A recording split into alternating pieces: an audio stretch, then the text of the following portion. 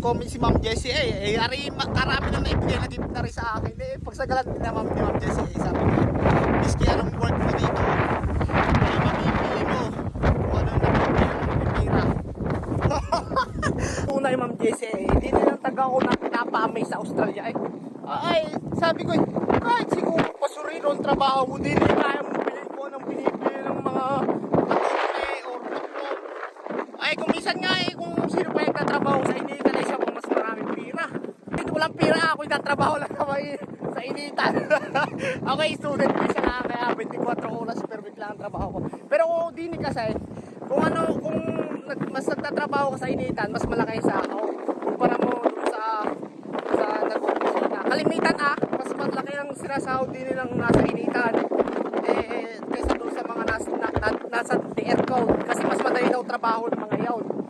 Yung nasa initan mahirap daw ang trabaho ng mga yawn nagpapawisan nasa ilalim ng init ng araw kaya mas malaki yung sahod. Kaya lang ng mga welder ay di na di kayo sa atin pag sabi mong welder magsasahod lang yan parang 700 gayon parang mas malaki pa rin sinasahod ng mga nasa opisina mga engineer. Ay, hindi halos katumbas na ang sahod ng engineer ng welder. Tatalunin pa siguro pag lagi nag-overtime.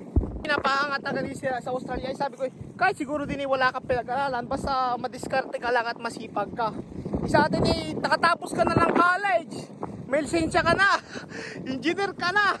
Accountant ka na. Ay, papasahurin ka na ng 800 per day. Magkano isang kilong karne? 350. Ay di halos kalahating araw mong pagtatrabahuhan iyon.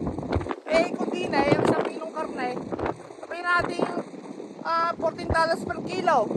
Hindi pa nakasil yun kung ang per hour din nasa minimum din per hour, 24. Pero walang bibiraan kayo, mga kalimitan, $30 per hour, ganun sa huran din sa trabaho.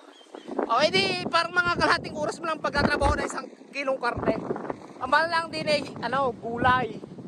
Kaya kung nagugulay ka din nakakaluwag-luwag ka. Ang uli, sinare ko lang yung mga kagandahan din sa Australia. Pagka isang araw, isishare ko itong kagandahan din sa Australia ng mga roads. Talagang napakaganda din sa Australia kung gusto mo may pamilya ka. Yun lang. Enjoy the rest of the day. Have a good one. See ya!